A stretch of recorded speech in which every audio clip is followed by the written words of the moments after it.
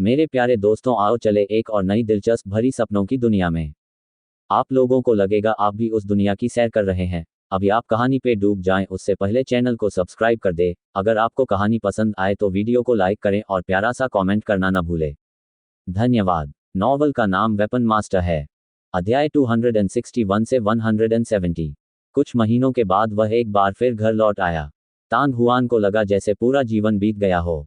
जब वह furious waves city से निकला था तो उसने सोचा था कि वह 1 या 2 महीने में वापस आ सकेगा।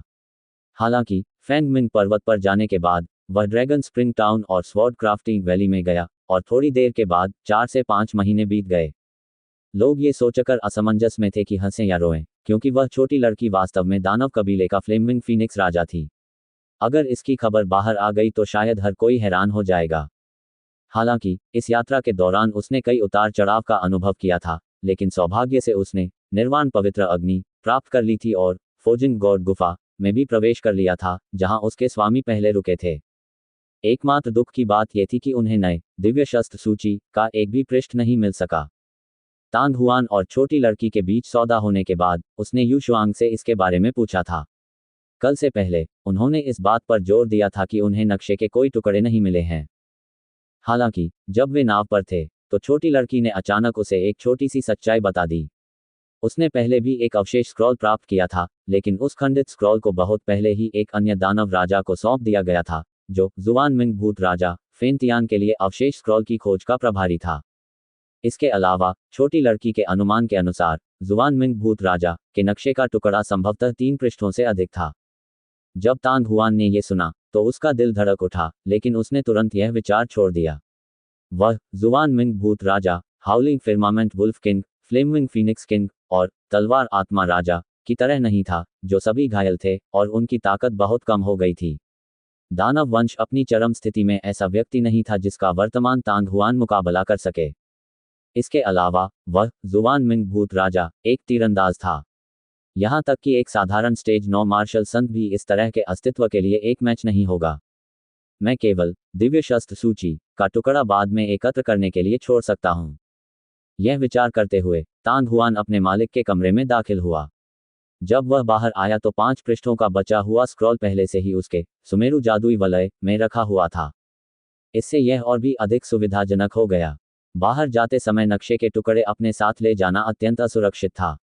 हालांकि चूंकि वह घर पर ही रह रहा था, इसलिए उसे चिंता थी कि कोई उन्हें ढूंढ लेगा। हालांकि सुमेरु जादुई अंगूठी के अंदर उसे इस बारे में चिंता करने की आवश्यकता नहीं थी। ये कहा जा सकता है कि जब तक वह मर नहीं जाता तब तक कोई भी उस टुकड़े को छीन नहीं सकेगा। यदि किसी दिन कोई उसे मार देता है तो वह टुकड़ा किसी और के हाथ में पड़ जाएगा। एक विशाल नीले रंग की आकृति अचानक ऊपर झपटी। तान हुआन चौंक गया। उसके हाथों में मौजूद ड्रैगन और फीनिक्स भाले लगभग प्रतिवर्त रूप से आगे की ओर वार करने लगे। लेकिन अगले ही पल तान हुआन को एहसास हुआ। उसका भाला अचानक हवा में रुक गया और उसके तुरंत बाद उस नीली आकृति ने उसे भाले सहित जमीन पर पटक दिया। तभी तान हुआन ने एक लाल जीभ को अपने चेहरे की ओर आते देखा। एक बाईं ओर से, एक दाईं ओर से, एक बीच से। जब उसका चेहरा लार से भर गया तो नीली आकृति तेजी से छलांग लगाकर दूर चली गई, जिसके बाद खुशनुमा या ध्वनियां और हंसी की आवाजें उसके कानों में गूंजने लगीं। तान हुआन उठ बैठा और अपने गीले चेहरे को हाथों से पोंछने लगा। जिस ओर से आवाज आ रही थी उस ओर देखते हुए उसने देखा कि 10 मीटर दूर शियाओ बुदियन, जिसका शरीर पहले से ही अनगिनत गुना बड़ा हो चुका था, मुस्कुरा रहा था, अपने अगले पंजे थपथपा रहा था। ऐसा लग रहा था कि वह हंस रहा है। जियाओ बुदियन की पीठ पर छोटी लड़की उसे देखकर आंख मार रही थी। तान हुआन ने अपना चेहरा सीधा रखा और ऐसा अभिनय किया जैसे वह हमला करने वाला था। जियो बुदियन उत्सुकता से कूद गया। उसकी पीठ पर बैठी छोटी लड़की चौंक गई और तुरंत जमीन पर गिर गई। उसका सिर मिट्टी से भर गया। उसे इस तरह देखकर जियो बुदियन एक पल के लिए स्तब्ध रह गया, फिर उसने अपना मुंह फिर से चौड़ा कर दिया। उसके 2 छोटे पंजे उसकी छाती पर वार कर रहे थे, मानो वह और भी जोर से हंस रहा हो। छोटे बदमाश, देखते हैं ये बूढ़ी औरत तुमसे कैसे निपटेगी। वह छोटी लड़की जो अभी अभी शियाओ बुदियन के साथ मिलीभगत कर रही थी, इस हद तक क्रोधित हो गई कि उसका चेहरा टेढ़ा हो गया। अपनी दोनों मुट्ठियां हिलाते हुए वह उसके पीछे भागी। ये देखकर तान हुआन का चेहरा अब और नहीं रुक सका और वह जोर से हंस पड़ा। ये सिर्फ इतना था कि हंसने के बाद तान हुआन अपने दिल की गहराई में आश्चर्यचकित था। ज़ियाउद्दीन के पंखों की तीसरी जोड़ी अभी अभी निकली थी और उसका शरीर पहले से ही 2 मीटर से अधिक लंबा था। सौभाग्यवश इस छोटे से जीव का शरीर कभी भी सिकुड़ सकता है। भविष्य में चाहे ये कितना भी बड़ा हो जाए, यह अपना मूल मांस जैसा स्वरूप पुनः प्राप्त करने में सक्षम होगा। तान हुआन थोड़ा मुस्कुराया, फिर जमीन पर बैठ गया और खुद को शांत करते हुए उसने ज्वलंत इंद्रधनुष भाला कला का अध्ययन करना शुरू कर दिया। अब जब वह उग्र लहरों के शहर में वापस आ गया था, तो तान हुआन ने वैसा करने की योजना नहीं बनाई जैसा उसके मालिक ने तुरंत कहा था। स्वर्गीय फोजिंग शहर की ओर जाने के लिए उसने फिर भी कुछ समय के लिए वहां रहने और अपने युद्ध कौशल का ध्यानपूर्वक अध्ययन करने, फिर टूल्स मेथड में अपनी उपलब्धियों में सुधार करने का निर्णय लिया। बेशक इस समयावधि के दौरान तान हुआन को कब्र पर जाना पड़ा और अपनी मां की पूजा करनी पड़ी। तान हुआन के 3 मौजूदा आक्रामक कौशलों में से बनिंग हेवन स्लैश तकनीक में केवल पहले 4 चालें थीं, इसलिए जल्दबाजी करने की कोई आवश्यकता नहीं थी। पूर्ण सम्राट अभयारण्य की तलवार तकनीक पहले एक अच्छी तलवार के निर्माण की प्रतीक्षा कर सकती थी। तान हुआन के लिए अध्ययन करने के लिए सबसे महत्वपूर्ण बात भाला संत द्वारा बनाई गई ज्वलंत इंद्रधनुष भाला कला थी। ज्वलंत इंद्रधनुष भाला कला के कुल 6 रूप थे। तान हुआन अब छठे चरण का मार्शल मास्टर था, इसलिए उसके पास पहले से ही तीसरे रूप को निष्पादित करने की क्षमता होनी चाहिए। निष्पादन के पहले भाग को प्रेयरी ब्लेज कहा गया, दूसरे भाग को बीकन स्मोक कहा गया और तीसरे भाग को फ्लेमिंग ड्रैगन डांस कहा गया।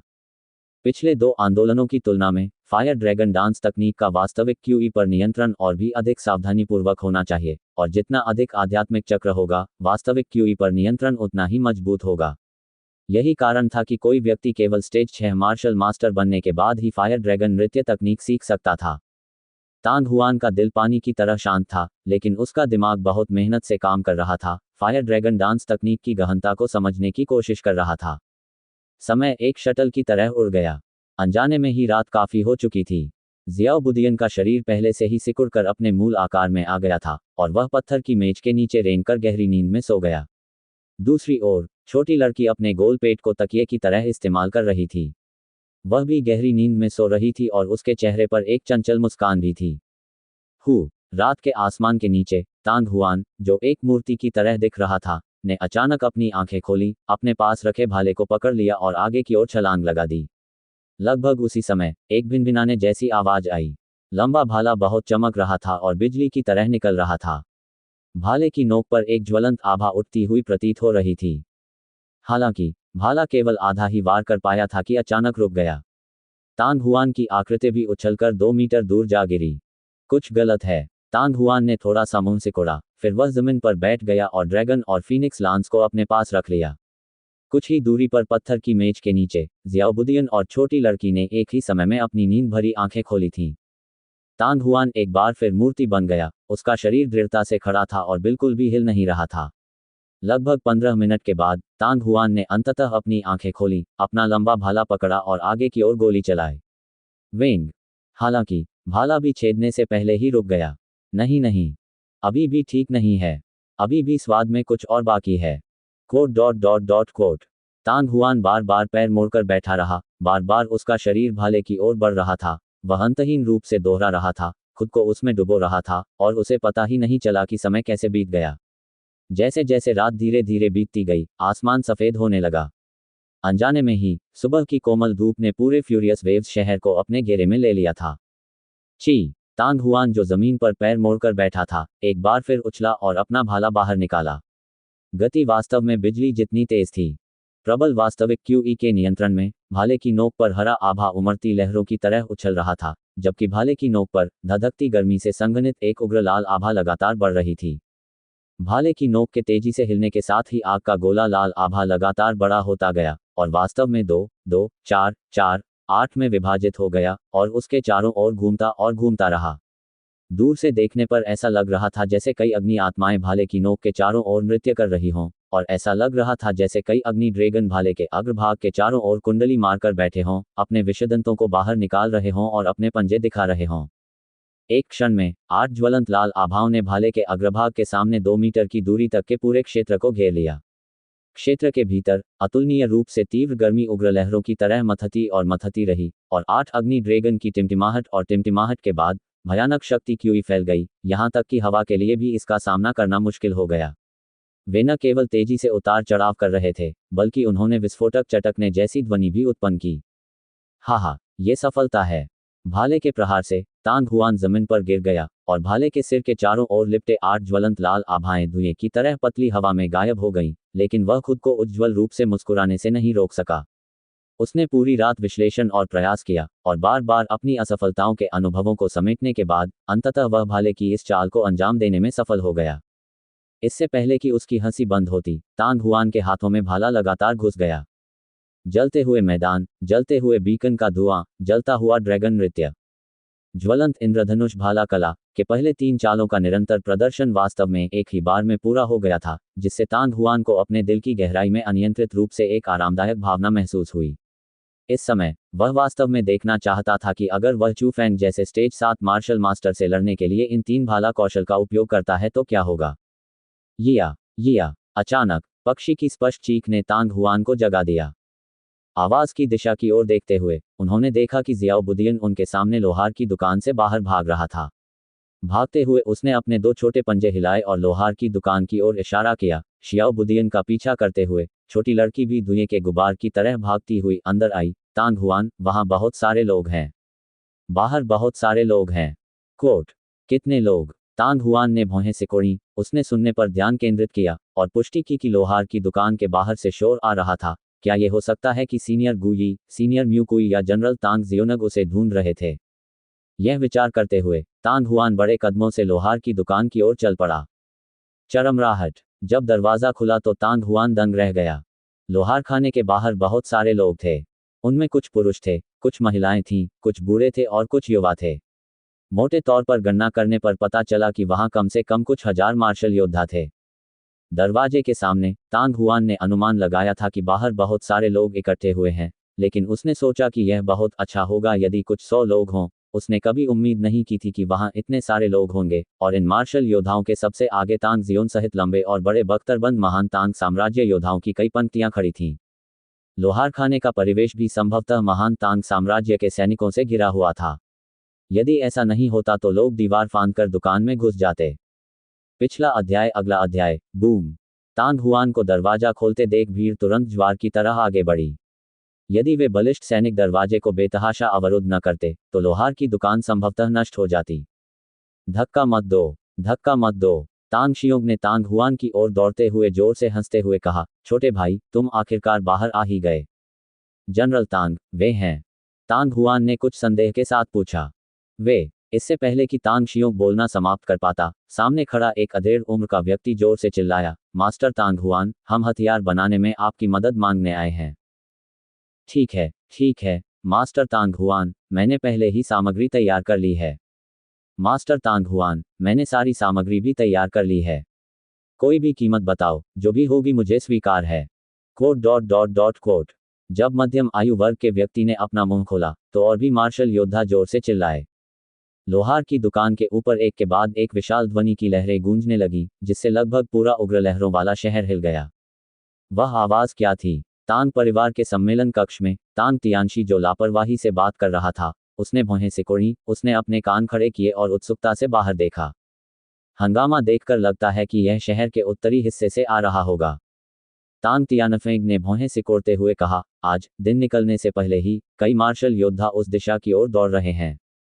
उनमें से अधिकांश में सभी प्रकार के अयस्क और रत्न हैं। क्या वे हथियार बनाने के लिए तांग हुआन की तलाश कर रहे हैं? तांग तियानडे ने अवचेतन रूप से कहा, लेकिन 2 आंखें तांग तियानरेन की ओर देख रही थीं। कोट। मालिक, शहर के उत्तर में बहुत सारे मार्शल योद्धा हैं जो अपने हथियार बनाने के लिए तांग हुआन की तलाश कर रहे हैं। स्टार ओशन वेपन शॉप की सबसे ऊपरी मंजिल पर एक युवक ने शहर के उत्तर की ओर देखा, फिर अपना सिर नीचे करके इमारत के अंदर बाहर आते जाते विरल और एकाकी आकृतियों को देखने लगा। वह कड़वी मुस्कान के साथ बोले, उनके वापस आ जाने से हमारी दुकान का कारोबार बहुत खराब हो गया है। हम हथियार खरीदने वाले कुछ लोगों से भी नहीं मिल पा रहे हैं। तुम तुच्छ हो। जब हाई कुन ने यह सुना तो वह खुद को हंसने से रोक नहीं सका। चाहे तांग हुआन कितना भी शक्तिशाली क्यों न हो, वह अभी भी सिर्फ एक अकेला व्यक्ति है। वह अकेले कितने हथियार बना सकता है? अंत में अधिकांश मार्शल योद्धा फिर भी हमारे हथियार भंडार में लौट आएंगे, इसलिए आपको इसके बारे में चिंता करने की आवश्यकता नहीं है। कोट। हालांकि भले ही वह अभी भी एक मध्यम स्तर का हथियार परिशोधक है, फिर भी उसने बहुत सारे मार्शल योद्धाओं को आकर्षित किया है।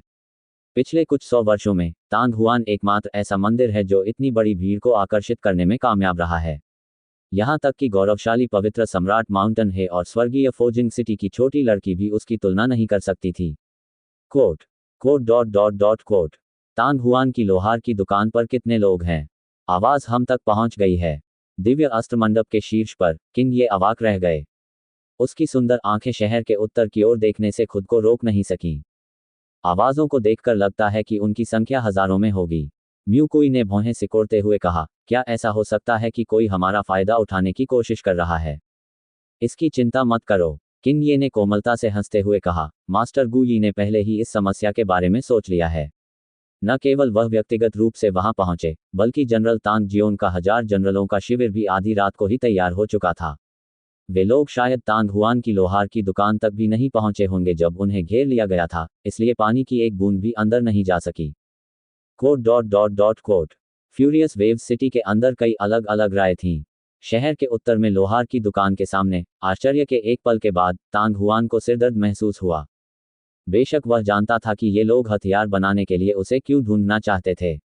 निर्वाण पवित्र अग्नि और उन्हीं सामग्रियों के अपने मिश्रण के साथ उनके द्वारा बनाए गए हथियारों की गुणवत्ता निश्चित रूप से हथियार परिशोधक द्वारा बनाए गए हथियारों की तुलना में बहुत बेहतर होगी, जिन्होंने केवल सच्ची अग्नि के साथ मिश्रण किया था। इसके अलावा उसके द्वारा उन्नत चरण के हथियार को सफलतापूर्वक तैयार करने की खबर पहले ही फ्यूरियस वेव सिटी में फैल चुकी होगी। यहाँ तक कि उच्च श्रेणी के हथियार परिशोधक भी उन्नत हथियार बनाने में सक्षम नहीं होते, फिर भी वह स्वयं सफल रहे। सबसे अधिक संभावना ये थी कि इससे मार्शल योद्धाओं में बहुत उत्साह पैदा हो गया था, इसलिए जब वह फ्यूरियस वेव सिटी में वापस लौटा तो कुछ ही समय बाद वे मार्शल योद्धा जो हथियार बनाना चाहते थे, उसके दरवाजे पर ऐसे दस्तक देने लगे जैसे उन्हें मुर्गी के खून का इंजेक्शन दे दिया गया हो। एक हथियार परिशोधक के लिए किसी का कलाकृति बनाने के लिए पूछना स्वाभाविक रूप से एक अच्छी बात थी। हालांकि इतनी बड़ी संख्या में लोगों के लिए ये बिल्कुल भी अच्छी बात नहीं थी। ठीक वैसे ही जैसे अब, चाहे वह कोई भी हथियार परिशोधक हो, यदि उन्हें अचानक बहुत सारे ग्राहक मिल जाएं जो हथियार बनाना चाहते हों तो ये निश्चित रूप से सिरदर्द बन जाएगा। हथियार का स्तर जितना ऊंचा होता था, उसे बनाना उतना ही कठिन होता था। उदाहरण के लिए मध्य चरण के हथियार को ही लें। एक साधारण मध्यम स्तर के हथियार परिशोधक के लिए एक दिन में एक हथियार तैयार कर पाना पहले से ही काफी अच्छा था। अधिक शक्तिशाली लोग संभवतः 2 टुकड़े बनाने में सक्षम होंगे। तांग हुआन के पास पवित्र निर्वाण अग्नि थी, और जिस गति से वह मध्यम श्रेणी के हथियार बनाता था, वह एक औसत मध्यम श्रेणी के हथियार परिशोधक से कहीं अधिक था, लेकिन उसने अनुमान लगाया कि वह संभवतः केवल 5 या 6 हथियार ही बना पाएगा। आखिरकार तांग हुआन संभवतः पूरे दिन हथियार नहीं बना सकता था। बेशक यहाँ आने वाले सभी लोग हथियार बनाने के लिए तांग हुआन की तलाश में नहीं थे, और संभवतः कुछ लोग थे जो शो देखने आए थे। हालांकि यदि उन लोगों को हटा भी दिया जाए तो भी उनमें से आधे लोग अभी भी बचे रह सकते हैं। प्रतिदिन 5 या 6 हथियार बनाने की गति के आधार पर भले ही तांग हुआन हर साल 365 दिनों तक हर दिन हथियार बनाता हो, फिर भी ये मार्शल योद्धाओं के समूह की इच्छाओं को पूरा करने के लिए पर्याप्त नहीं होगा। इसके अलावा तांग हुआन को यह भी एहसास हुआ कि मार्शल योद्धा कभी कभी उसके विरोधी समूह में शामिल हो जाते थे। हालांकि एक मध्यम दर्जे के हथियार परिशोधक को इतने सारे लोगों द्वारा मास्टर कहा जाना एक अभूतपूर्व घटना थी। इस दुनिया में केवल हथियार शोधन मास्टर को ही मास्टर के रूप में संबोधित किया जाएगा। तांग हुआन ने इसके लिए एक मिसाल कायम की थी। सभी लोग कृपया मेरी बात सुनो। तांग हुआन ने अपना माथा रगड़ा और अचानक चिल्लाया, आज से लेकर 10वें दिन तक मैं यहाँ सभी के लिए हथियार बनाऊंगा। प्रतिदिन 3 हथियार होंगे, लेकिन केवल मध्यम श्रेणी के हथियारों के लिए। इसलिए सभी मित्र जो निम्न और उच्च स्तर के हथियार बनाना चाहते हैं, कृपया वापस आएं। कोट वास्तविक QE के बढ़ने के साथ तांग हुआन के शरीर पर प्रत्येक अक्षर एक बड़ी घंटी और बड़े लू की तरह बन गया, जिसने तुरंत ही शोरगुल की आवाज को दबा दिया। अगले ही क्षण भीड़ में मौजूद कई मार्शल योद्धाओं के चेहरे पर उदासी छा गई। मास्टर तांग हुआन, आप वर्तमान में एक मध्यम स्तर के हथियार परिशोधक हैं, इसलिए आप वास्तव में उच्च श्रेणी के हथियार बनाने में असमर्थ हैं। हालांकि मैं पहले आपके पास सामग्री संग्रहित कर सकता हूं। भीड़ में सबसे आगे खड़े एक बूढ़े आदमी ने चेहरे पर मुस्कान लाते हुए कहा, यह सही है, मैंने कभी नहीं सोचा था कि मास्टर तांग हुआन, मैं आपके स्थान पर भी सामग्री रखूंगा। एक अधेड़ उम्र के आदमी की आंखें चमक उठीं। मैं भी। Quote dot dot dot quote भीड़ के बीच मार्शल वॉरियर्स एक बार फिर जीवंत था। यदि वे वास्तव में तांग हुआन के पास सामग्री छोड़ते हैं, तो जिस क्षण तांग हुआन एक उच्च रैंकिंग वाले हथियार परिशोधक के रूप में आगे बढ़ेगा, उसे निश्चित रूप से उनके लिए हथियार बनाने में उन्हें प्राथमिकता देनी होगी। बेशक, अगर कोई जालसाजी नहीं करना चाहता, तो वह सामग्री वापस भी कर सकता है, लेकिन इससे उसकी प्रतिष्ठा उतनी अच्छी नहीं होगी। हालांकि तांग हुआन की अभिव्यक्ति में थोड़ी सी भी ढील नहीं आई, और वह एक बार फिर जोर से चिल्लाया, जो लोग मध्यम श्रेणी के हथियार बनाना चाहते हैं, वे जनरल तांग जियोनग से मध्यम श्रेणी के हथियार बनाने के लिए पंजीकरण करने के लिए कह सकते हैं। 1,00,000 स्वर्ण सिक्के। जब उसने अंतिम 4 रून कहे, तो तांग हुआन के होठों के कोने एक शरारती मुस्कान में बदल गए। निश्चित रूप से, जब तांग हुआन ने बात समाप्त की, तो भीड़ एक बार फिर शांत हो गई। कई मार्शल योद्धा निराशा में एक दूसरे को देखने लगे। उनकी आंखें अविश्वास से भर गईं, लेकिन एक क्षण बाद हवा में और भी तीव्र ध्वनि तरंग फैल गई। मेरा नाम गलत सुना गया होगा, है ना? 1,00,000 सोने के सिक्के। कोट। इस तथ्य का तो जिक्र ही मत कीजिए कि सभी ने पर्याप्त सामग्री उपलब्ध कराई है। भले ही वे केवल सामग्री ही उपलब्ध करा रहे हों, वे 1,00,000 स्वर्ण सिक्कों के मूल्य का मध्यम स्तर का हथियार भी नहीं बना पाएंगे। धत तेरी की, मैं, तुम्हारा पिता, गलत जगह पर आ गया हूं। मुझे लगता है कि मेरे लिए स्टार ओशन वेपन शॉप पर वापस जाना बेहतर होगा। 100,000 सोने के सिक्के मेरे लिए कई मध्यम स्तर के हथियार खरीदने के लिए पर्याप्त हैं। कोट। यह सही है, ये तो पैसे की लूट है।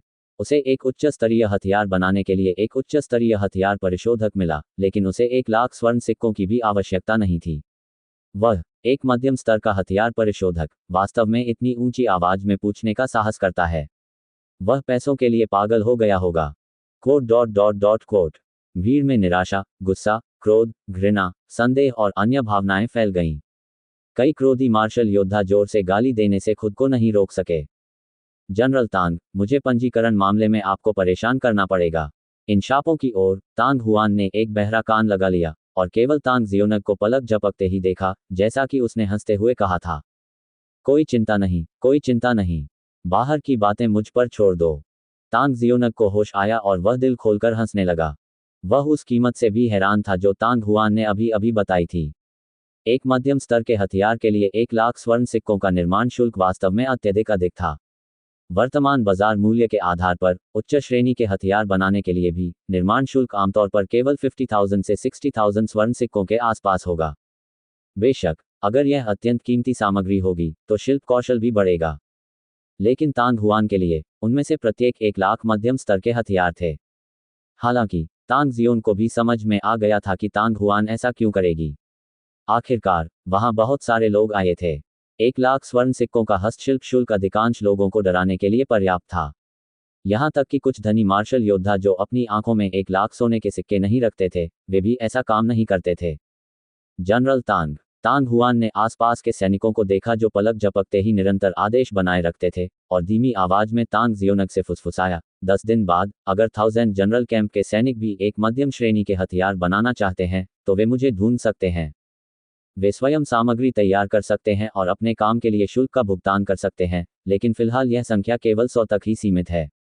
ड्रैगन स्प्रिंग टाउन से लेकर फ्यूरियस वेव सिटी तक 1000 आर्मी कैंप के सभी सैनिक अपना सर्वश्रेष्ठ प्रदर्शन कर रहे थे। यहां तक कि अगर यह उनके कुछ मार्शल योद्धाओं के लिए मुफ्त में हथियार बनाने के लिए भी था, तो तांग हुआन अभी भी तैयार होगा। अच्छा, ठीक है। तांग जियोनग का दिल खुशी से झूम उठा और उसकी भौहें खुशी से उछल पड़ीं। मैं उन्हें थोड़ी देर में खुशखबरी बताऊंगा। ये लोग शायद खुशी से पागल हो गए हैं। छोटे भाई, बाहर बहुत गंदगी है। आपको पहले स्टोर में जाना चाहिए और जो करना है वह करना चाहिए। आपको इसकी चिंता करने की जरूरत नहीं है कि बाहर क्या हो रहा है। तांग जियोंग भी तांग हुआन की सुरक्षा को लेकर थोड़ा चिंतित था। लोहार की दुकान के प्रवेश द्वार के सामने खड़े होकर यदि 1 या 2 शक्तिशाली तीरंदाज दिखाई दें, तो ये खतरनाक होगा। हालांकि उसने पहले ही लोहार की दुकान के कुछ 100 मीटर के भीतर जनशक्ति तैनात कर दी थी, फिर भी उसे 10,000 लोगों से डर नहीं था। ठीक है, धन्यवाद जनरल। तांग हुआन हंसा, फिर मुड़ा और लोहार की दुकान में प्रवेश किया। सब लोग, यहां देखना बंद करो। चलो चलो, यह सिर्फ निर्वाण पवित्र अग्नि का एक सम्मेलन है। इसमें गर्व करने की क्या बात है। दुनिया में बहुत सारे मध्यम श्रेणी के हथियार परिशोधक हैं, उनमें से सिर्फ कुछ दर्जन हैं। मैं, निर्वाण पवित्र अग्नि, को उन हथियारों को बनाने का श्रेय नहीं दूंगा जो अन्य मध्यम श्रेणी के हथियार परिशोधकों की तुलना में बहुत अधिक मजबूत हैं। एक असाधारण रूप से स्पष्ट आवाज फूट पड़ी। कुछ ही देर बाद कई मार्शल योद्धा श्राप देते हुए वहां से चले गए। एक क्षण बाद एक लंबा और मजबूत युवा मार्शल योद्धा भीड़ से बाहर आया। उसके हाथ में एक बड़ा सा थैला था। वह दिल खोलकर हंस रहा था। 100,000 सोने के सिक्के ठीक हैं, मुझे पैसे की जरूरत नहीं है। निर्वाण पवित्र अग्नि के साथ एक हथियार बनाने का मौका, शायद ये काम करेगा। जनरल तांग, मैं नामांकन करना चाहता हूँ। जनरल तांग, मैं भी पंजीकरण कराना चाहता हूँ। क्या ये सिर्फ 100,000 स्वर्ण सिक्के नहीं हैं? कोट। वहां एक और दो थे। मार्शल योद्धा लगातार भीड़ से रेंगते हुए निकल रहे थे। कुछ ही देर बाद 20 से अधिक आकृतियां तांगशियों के चारों ओर एकत्रित हो गईं। हालांकि कई मार्शल योद्धा अभी भी अपनी जगह पर खड़े थे और एक दूसरे के कानों में फुसफुसा रहे थे। समय समय पर उन्हें उपहासपूर्ण हंसी के साथ साथ बेवकूफ या मूर्ख जैसे शब्द भी सुनने को मिलते थे। लोहार की दुकान के अंदर तांग हुआन ने पहले ही काम करना शुरू कर दिया था। कुछ महीनों तक दुकान से दूर रहने के कारण दुकान की सभी वस्तुओं पर धूल की परत जम गई थी। छोटी लड़की इधर उधर तैरने लगी और उसने तांग हुआन को धूल साफ करने में मदद की। पिछले दरवाजे पर जियो बुदियन ने देखा कि वह बेचैनी से अपना सिर खुजला रही थी। अब चून की दुकान का दरवाजा खुला था, इसलिए उसका कोई पता नहीं चल रहा था। शीघ्र ही एक सैनिक एक बड़े बैग और कागज के एक टुकड़े के साथ कमरे में आया, जिस पर मालिक का नाम, पंजीकरण संख्या और हथियार से संबंधित विभिन्न आवश्यकताएं लिखी थीं। लगभग 1 घंटे बाद पफट तांग हुआन की बाईं हथेली पर भड़की लपटें अचानक गायब हो गईं। ऊंचे धातु के ब्लॉक के ऊपर मूल रूप से विशाल काला लौह अयस्क लोहे की पट्टियों में बदल गया था और तांग हुआन की हथेली में प्रकट हुई आध्यात्मिक अग्नि द्वारा लाल हो गया था। झनकार क्लैंग, तांग हुआन का दाहिना हाथ अभी भी आग से धधक रहा था, जबकि आग की लिपटों में लिपटा लोहे का हथौड़ा तेजी से चलने लगा और तेज खटखटाहट की आवाजें लगातार गूंज रही थीं। हालांकि यह आवाज कुछ देर तक ही रही, फिर अचानक बंद हो गई। तांग हुआन को समझ में नहीं आया कि हंसे या रोए, क्योंकि उसने हथौड़ा फेंक दिया। यद्यपि हथौड़े की सामग्री खराब नहीं थी, फिर भी ये निर्वाण पवित्र अग्नि की गर्मी का सामना नहीं कर सका। मात्र 1 दर्जन वार के बाद ही हथौड़ा गर्म लोहे की तरह लाल हो गया था। यदि वह पुनः हथौड़ा मारता तो वह पिघल जाता। ऐसे लोहे के हथौड़े का उपयोग हथियार बनाने के लिए कैसे किया जा सकता है? तांग हुआन ने कभी भी हथियार बनाने की प्रक्रिया को पूरा करने के लिए अपने दोनों हाथों का उपयोग करने की योजना नहीं बनाई थी, लेकिन वह ये भूल गया था कि लोहारखाने में मौजूद उपकरण अब उसके अनुकूल नहीं थे। अब ऐसा लग रहा था कि वह केवल अपने हाथों का ही उपयोग कर सकता है। अगले ही पल तांग हुआन की बाईं हथेली में एक बार फिर से धधकती हुई ज्वाला प्रकट हुई और उसने तुरंत लोहे के टुकड़े को पकड़ लिया। जहां तक तांग हुआन की दाहिनी हथेली का प्रश्न है, उसी समय जब लपटें एकत्रित हुईं, असीम ऊष्मा से युक्त असली क्यूई भी तेजी से भड़क उठी और उसके दाहिने हाथ के तमाचे के साथ धातु के ब्लॉक में समा गई। टकराना, वह ऊंची आवाज एक बार फिर गूंजी। लोहार की दुकान के बाहर बड़ी संख्या में मार्शल योद्धा तितर बितर हो गए थे, लेकिन अभी भी 2 से 3 हजार लोग थे जो नहीं रुके। ये स्पष्ट था कि वे देखना चाहते थे कि तांग हुआन द्वारा बनाए गए हथियार कैसे थे। तांग जियोनग से ज्यादा दूर नहीं, उसके चारों ओर कई दर्जन लोग इकट्ठे हुए थे। उसके पीछे कई दर्जन बैग थे, जिनमें से प्रत्येक पर कागज का एक टुकड़ा चिपका हुआ था। 1 लाख स्वर्ण सिक्कों के इनाम ने वास्तव में कई लोगों को डरा दिया था जो तांग हुआन को ढूंढकर अपने हथियार बनाना चाहते थे। केवल 40 के आसपास लोग ही थे जो नामांकन कराने के इच्छुक थे। जब तक 30 लोग पहुंचे, तांग जियोनग ने पंजीकरण करना बंद कर दिया था। यद्यपि शेष मार्शल योद्धा निराश थे, लेकिन उनकी स्थिति में कोई खास सुधार नहीं हुआ। ये स्पष्ट था कि भले ही वे तांग जियोनग के पक्ष में आ गए थे, फिर भी वे एक मध्यवर्ती हथियार बनाने के लिए इतना सोना निकालने में अपने दिल में झिझक रहे थे। शायद पंजीकरण के निलंबन से उन्हें मदद मिल जाएगी, जिससे उन्हें किसी विवाद से मुक्ति मिल जाएगी। लोहारखाने से शोर आना जारी रहा। अंदर से आ रही हलचलों को सुनकर कई योद्धा इधर उधर देखने से खुद को रोक नहीं पाए। दुर्भाग्यवश लोहार की दुकान का प्रवेश द्वार पहले से ही कंधे से कंधा मिलाकर खड़े बख्तरबंद लोगों की एक पंक्ति द्वारा अवरुद्ध कर दिया गया था। अंत में केवल कुछ ही लोग अंदर की स्थिति को देख सकते थे, लेकिन उन मार्शल योद्धाओं की आंखों और मुंह के माध्यम से तांग हुआन की हरकतें भीड़ में तेजी से फैल गईं। चल दर, उसने अपना कदम उठाया। वह अयस्कों का शोधन कर रहा है और अशुद्धियां हटा रहा है। उसने जालसाजी शुरू कर दी है। उसने वास्तव में लोहे का हथौड़ा फेंक दिया और सीधे अपने हाथ से उसे बनाने लगा। जब उन्हें पता चला कि तांग हुआन ने हथौड़ा हटाकर अपना हाथ रख लिया है और धलाई शुरू कर दी है, तो भीड़ में पहले से ही हंगामा मच गया था। इस तरह की विधि का उपयोग केवल उच्च श्रेणी के हथियार परिशोधक द्वारा ही किया जा सकता है, जिसके पास स्टेज 7 मार्शल मास्टर की ताकत हो।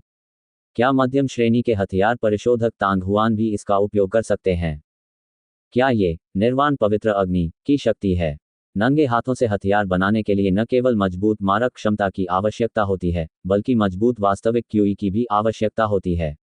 क्या ये हो सकता है कि तांग हुआन की वास्तविक क्यूई को पहले ही स्टेज 7 मार्शल मास्टर के साथ प्रतिस्पर्धा करने में सक्षम होने के स्तर तक बढ़ा दिया गया था? वह केवल मध्यम स्तर का हथियार परिशोधक है और फिर भी वह हथियार बनाने के लिए अपने नंगे हाथों का उपयोग कर रहा है।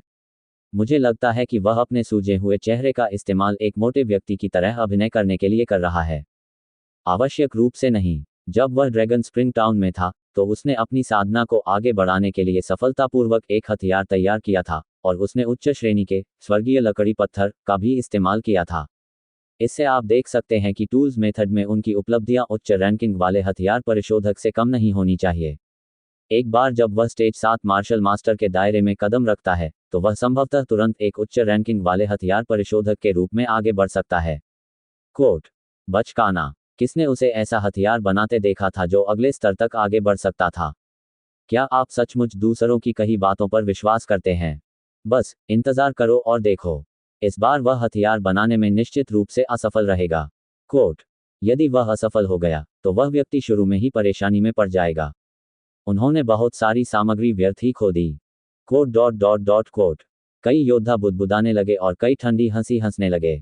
लेकिन चाहे उन मार्शल योद्धाओं का कितना भी मजाक उड़ाया गया हो और उनका उपहास किया गया हो, अंदर का तांग हुआन थोड़ा भी प्रभावित नहीं हुआ। कुछ ही देर बाद अंदर की स्थिति फिर से उजागर हो गई। चाकू की धार जाली है। वाह वाह, वह तो अब रत्नों को सूंघने लगा है। इतनी तेज गति, इतनी गति। 3 मध्यम श्रेणी के रत्नों को उसने इतनी जल्दी पिघला दिया। कोट एक आत्मा मानचित्र बनाए। देखो, वह एक आत्मा मानचित्र बना रहा है। कोट ये बुझ गया। कोट। अधिकाधिक मार्शल योद्धा आगे बढ़े, ये जानने के लिए कि क्या हो रहा है। लोहारखाने का दरवाजा बंद करने वाले सैनिकों पर दबाव अचानक बढ़ गया। जूकुई, अपनी कृपाण निकालो। काफी देर बाद लोहार की दुकान से धीमी आवाज आई। यह यहाँ है। कोट सबसे पहले नामांकन कराने वाले लंबे और मजबूत युवा पहले से ही इसका इंतजार कर रहे थे। जब उसने आवाज सुनी, तो वह तुरंत सैनिकों द्वारा बनाई गई मानव दीवार को पार कर गया। 10 सांसों से भी कम समय में जूकुई नाम का लंबा और मजबूत युवक हाथ में एक लंबी तलवार लेकर बाहर भागा। ब्लेड 2 मीटर से अधिक लंबा था और स्याही की तरह काला था। तलवार की धार पर वास्तव में एक उंगली जितनी मोटी सुनहरी रेखा बनी हुई थी, और इस सुनहरी रेखा के भीतर पीले धागे थे जो सुनहरी रेखा से जुड़े हुए थे। ये धागे उस स्थान पर आपस में मिल जाते थे जहां ब्लेड और शाफ्ट मिलते थे, और पतले ब्लेड के चारों ओर लिप जाते थे। चाहे वह सुनहरे धागे हों या धागे, वे सभी लंबे ब्लेड में पूरी तरह से विलीन हो गए थे और शानदार ढंग से चमक रहे थे। कई जोड़ी आंखों की निगरानी में शुकुई भीड़ से बाहर निकली और कुछ ही दूरी पर खाली जगह पर पहुंची। वह अब और इंतजार नहीं कर सकता था, इसलिए उसने तुरंत अपनी असली क्यूई को सक्रिय किया और अपने हथियार को सक्रिय किया। बज़, एक असामान्य रूप से हिंसक, कंपनशील ध्वनि गूंजी, जो कान के पर्दे को तोड़ने में सक्षम प्रतीत हो रही थी। ब्लेड पर लगे पीले धागे से पहले तो एक चमकदार रोशनी निकली और फिर ऐसा लगा जैसे वह जीवंत हो गई हो।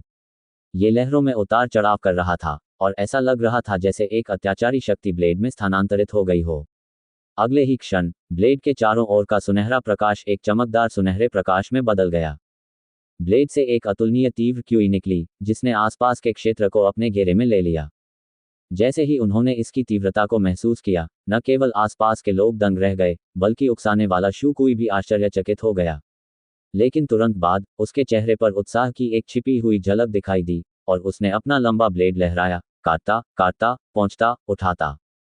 ची, स्विश। थोड़ी देर बाद, शुकुई का लंबा और मजबूत शरीर एक चमकदार सुनहरे प्रकाश के गोले से लिपटा हुआ प्रतीत हुआ। कानों को चीर देने वाली ध्वनि हवा में गूंजने लगी। अतुलनीय रूप से तीक्ष्ण इरादे ने उसके शरीर के चारों ओर कुछ मीटर के भीतर के स्थान को भर दिया, जैसे एक लंबा ब्लेड जो दुनिया की किसी भी बाधा को काट सकता है।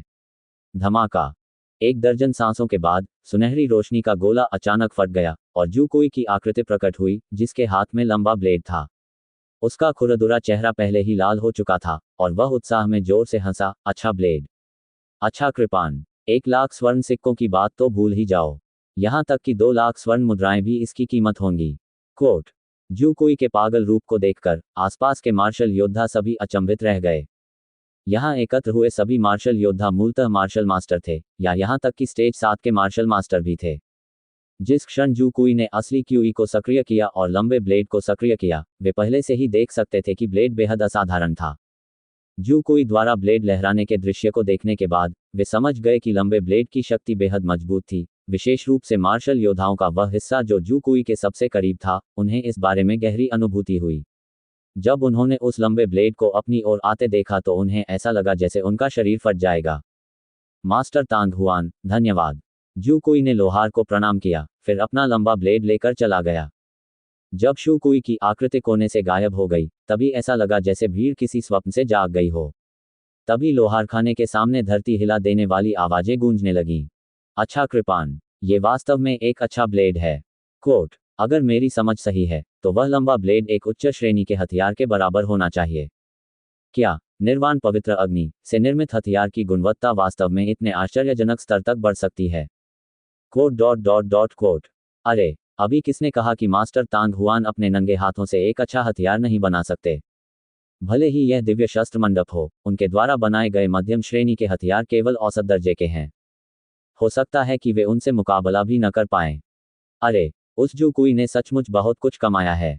उन्होंने एक मध्यम स्तर के हथियार की सामग्री और 100,000 स्वर्ण सिक्कों का उपयोग एक मध्यम स्तर के हथियार के लिए किया, जो उच्च स्तर के हथियार से कमतर नहीं था। अगर मैं ये हथियार बेचूंगा तो मुझे डर है कि लोग लाखों सोने के सिक्के छीन लेंगे। कोट। सभी लोग एक साथ बातें करने लगे और उनके माथे पर आश्चर्य की लकीरें उभर आईं।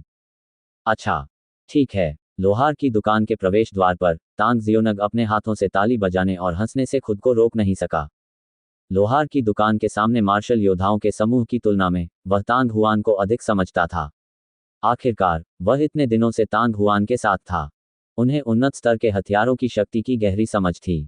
उस समय तांग हुआन और चू फैन के बीच ताकत में भारी अंतर को एक तरफ रखते हुए केवल यह देखकर कि कितनी बार उस उन्नत हथियार और चू फैन की विशाल तलवार बिना किसी मामूली चोट के टकराई थी, कोई ये बता सकता था कि यह असाधारण था। उस समय के दृश्य को याद करते हुए वह भी टूल्स विधि के संदर्भ में तांग हुआन की उपलब्धियों की अंतहीन प्रशंसा कर रहा था। अंततः उसने कभी भी व्यक्तिगत रूप से तांग हुआन को हथियार बनाते नहीं देखा था, लेकिन अभी वह वहां तांग हुआन की आकृति खड़ी देख सकता था। ऐसा कहा जा सकता है कि उन्होंने तांग हुआन द्वारा लंबे ब्लेड को गढ़ने की पूरी प्रक्रिया को शुरू से लेकर अंत तक देखा था। एक मध्यम स्तर का हथियार परिशोधक, जो हाथों की एक जोड़ी और कुछ सामग्रियों पर निर्भर करता था, जो केवल मध्यम श्रेणी के हथियार ही बना सकते थे, वास्तव में एक मध्यम श्रेणी का हथियार बना सकता था जो किसी भी तरह से उच्च श्रेणी के हथियार से कमतर नहीं था। उसकी प्रशंसा करने के बाद तांग जियोंग बहुत खुश हुआ। तांग हुआन ने उसे अपने नेतृत्व वाली 1000 जनरलों की बटालियन के लिए मध्यम श्रेणी के 100 हथियार बनाने में मदद करने का वादा किया था। इतने शक्तिशाली मध्यम श्रेणी के हथियार के साथ वे लोग अपनी ताकत को ज्यादा नहीं बढ़ा पाएंगे। दरवाजे पर खड़े बख्तरबंद पहरेदारों ने भी यही सोचा। वे इतनी जोर से हंस रहे थे कि उनका मुंह लगभग उनके कानों तक पहुंच गया था। जनरल तांग, मैं अभी भी पंजीकरण कराना चाहता हूं। सफेद कपड़े पहने एक युवक अचानक भीड़ के सामने आया, हाथ में थैला लहराया और चिल्लाने लगा। मैं भी पंजीकरण कराना चाहता हूं। मैं भी पंजीकरण करना चाहता हूं। कोट, मैं भी। कोट। जैसे कि किसी स्वप्न से जागकर अनेक योद्धा आगे बढ़े और बार बार दहाड़ने लगे। शांत। जब चू शियोंग ने यह देखा तो उसके चेहरे की मुस्कान गायब हो गई और वह उदास हो गया। जब वह अचानक चिल्लाया तो उसकी तीखी निगाहें भीड़ पर घूम गईं। इस अचानक हुई आवाज से सभी के कान खड़े हो गए और वे अवचेतन रूप से शांत हो गए। क्या आप अभी पंजीकरण करना चाहते हैं? बहुत देर हो गई। मास्टर तांग हुआन ने पहले ही कहा है कि आप लगातार 10 दिनों तक हर दिन 3 हथियार बनाएंगे। अब चूंकि 30 स्थान भर गए हैं, सभी कृपया वापस चले जाएं। यदि आप कहते हैं कि बहुत देर हो चुकी है, तो बहुत देर हो चुकी है। मास्टर तांग हुआन, मैं 2 लाख सोने के सिक्के देने को तैयार हूं। सफेद कपड़े पहने युवक ने कुछ गुस्से में कहा। नहीं, 3 लाख स्वर्ण मुद्राएं, कृपया उससे मुझे एक मध्यवर्ती हथियार बनाने में मदद करने के लिए कहें। कोट, मैं बाहर हूं। अचानक एक आवाज सुनाई दी और यह वास्तव में तांग हुआन की आकृति थी जो चुपचाप दरवाजे पर प्रकट हुई। उसने हल्के से सफेद कपड़े पहने युवक की ओर देखा और कहा, तुम्हारा ख्याल है कि ये 3 लाख सोने का सिक्का है? या क्या तुम ये सोचते हो कि मेरे पास 3 लाख स्वर्ण मुद्राएं नहीं हैं? कोट, आप सफेद कपड़े पहने युवक का चेहरा हल्का लाल और कुछ अजीब सा था। तांग हुआन ने अब उस पर ध्यान नहीं दिया। उसने दरवाजे से एक पैकेज उठाया जिस पर नंबर 2 लिखा था और एक बार फिर लोहार की दुकान में प्रवेश करने के लिए मुड़ गई। बच्चे, तुम अपना ख्याल खुद रख सकते हो, तांग जियोनग ने सफेद कपड़े पहने युवक को चंचल अंदाज में देखते हुए हंसते हुए कहा। टस्क टस्क 300,000 सोने के सिक्के वास्तव में बहुत ज्यादा हैं। मैं तुम लोगों को बाहर निकालने वाला था। भाइयों, क्या आप लोग बेहोश हैं? बेहोश होना। लोहार की दुकान के प्रवेश द्वार पर कई बख्तरबंद आदमी जोर जोर से हंसने लगे। सफेद कपड़े पहने युवक का चेहरा लाल और सफेद रंग के बीच बदल गया और उसने अचानक तांग जियोन को घूर कर देखा। वह अपनी गठरी उठाकर भीड़ में कूद गया और गायब हो गया। सौभाग्य से मैंने अभी अभी अपना नाम रिपोर्ट किया है। वह आदमी बहुत शर्मनाक है। किस हथियार शोधक के पास पैसे की कमी है? अरे क्या अफसोस है, क्या अफसोस है। मैं एक पल के लिए हिचकिचाया, फिर 3 स्थान छीन लिया गया।